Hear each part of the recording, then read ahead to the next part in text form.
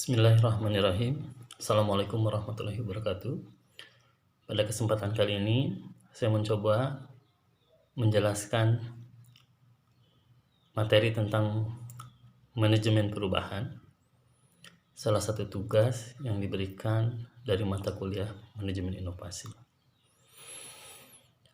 Berbicara tentang perubahan, saya kutip dalam Al-Quran surat Ar-Ra'd ayat 11. A'udzubillahi minasyaitonirrajim. Sesungguhnya Allah tidak akan mengubah suatu keadaan, suatu kaum sebelum mereka mengubah keadaan diri mereka sendiri.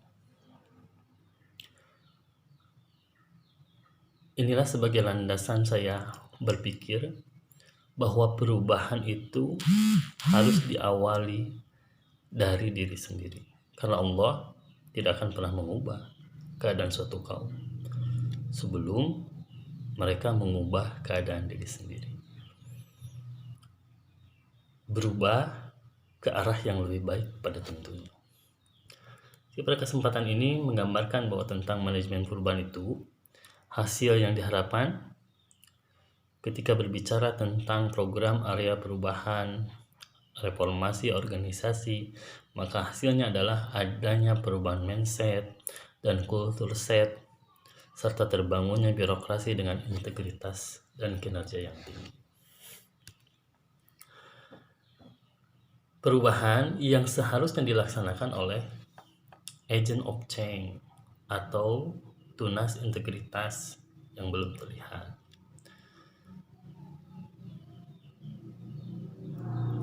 Yang melakukan evaluasi atas kemajuan pelaksanaan agen perubahan serta mengidentifikasi langkah-langkah perbaikan yang diperlukan agar tujuan perubahan mindset dapat terwujud.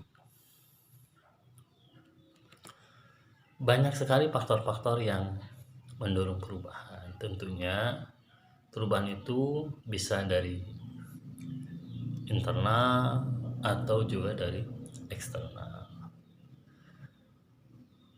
Dalam rangkuman faktor perubahan itu, yang pertama adalah kuatnya tekanan politik, yang kedua perkembangan ekonomi, yang ketiga kebijakan pemerintah dan sistem administrasi, yang keempat kecenderungan sosial, yang kelima kecenderungan demografis, yang keenam perkembangan teknologi yang semakin efisien, yang ketujuh kecenderungan organisasi dalam struktur,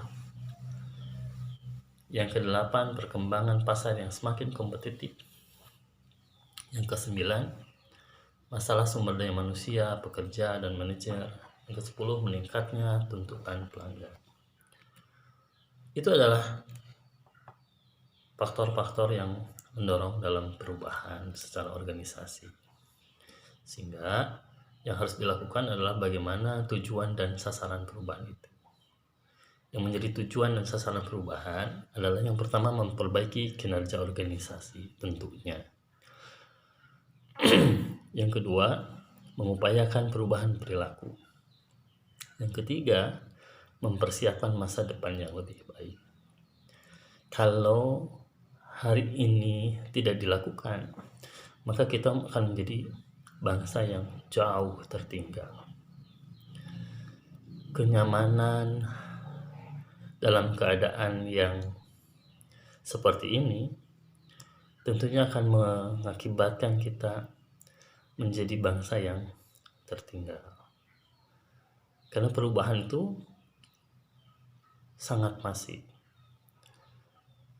Kalau kita tidak mau berubah, bisa jadi seperti dulu, seperti PT Pos.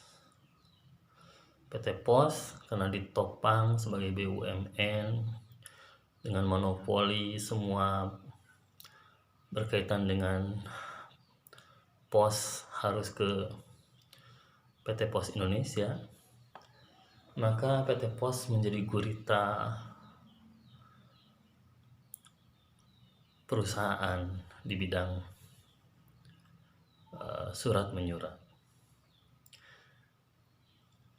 Seiring dengan waktu, ketika alur kebijakan dirubah, maka bermunculanlah di bidang jasa kurir itu bermunculan. Ada Tiki, ada JNE, ada bermacam-macam. Maka PT Pos menjadi perusahaan yang ditinggalkan. Kenapa bisa ditinggalkan? Karena dia nyaman dengan keadaan seperti itu. Berbeda dengan PT KAI. Kereta api zaman dulu menjadi BUMN sama. Dia terlena, tidak melakukan perbaikan. Namun ketika zaman Menteri Jonas Ignatius, dia melakukan perubahan. Kereta api disulap menjadi transportasi yang sangat nyaman. Sampai saat ini kita bisa merasakan, dan kereta api menjadi primadona di dalam alternatif transportasi yang ada di Indonesia.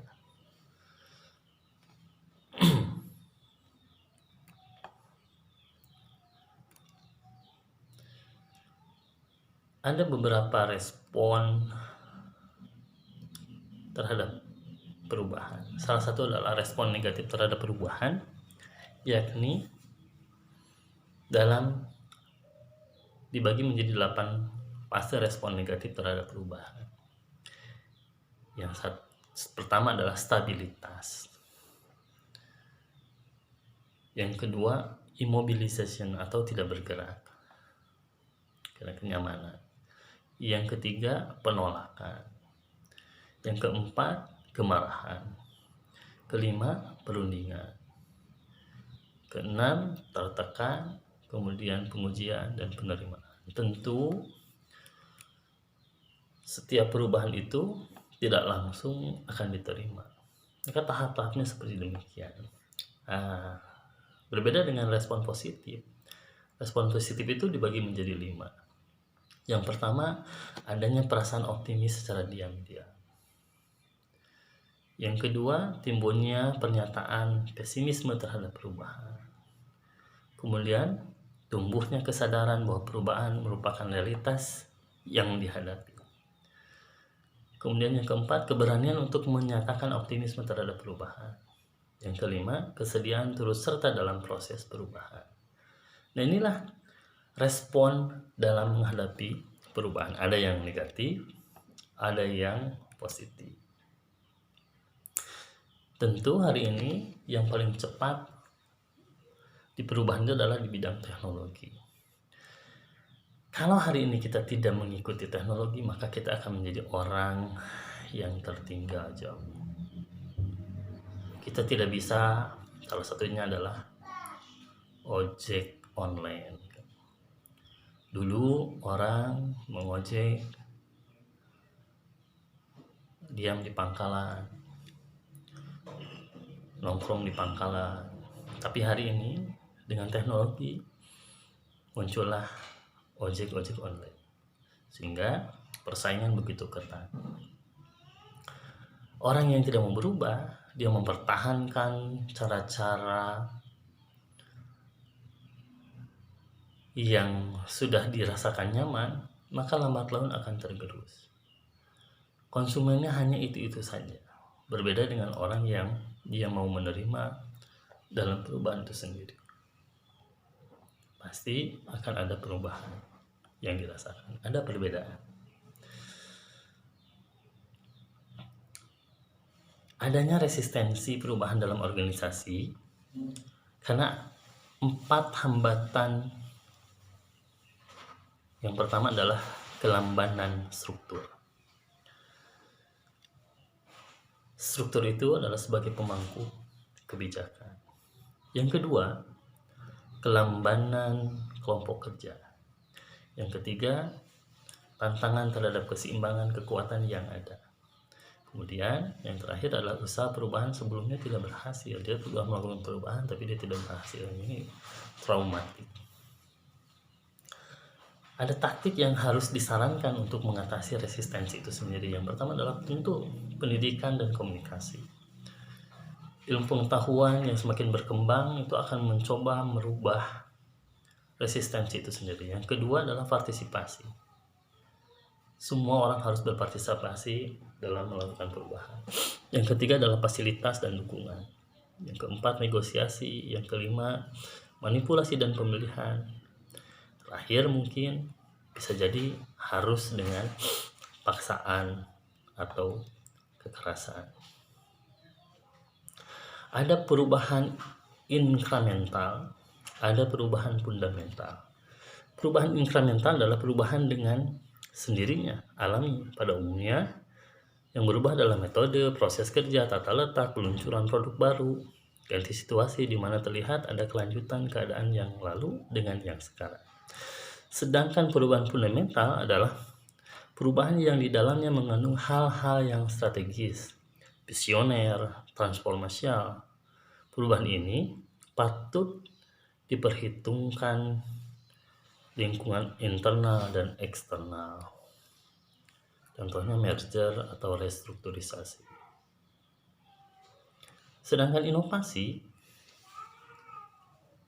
adalah mengkreasikan dan mengimplementasikan sesuatu menjadi sesuatu kondisi yang baru.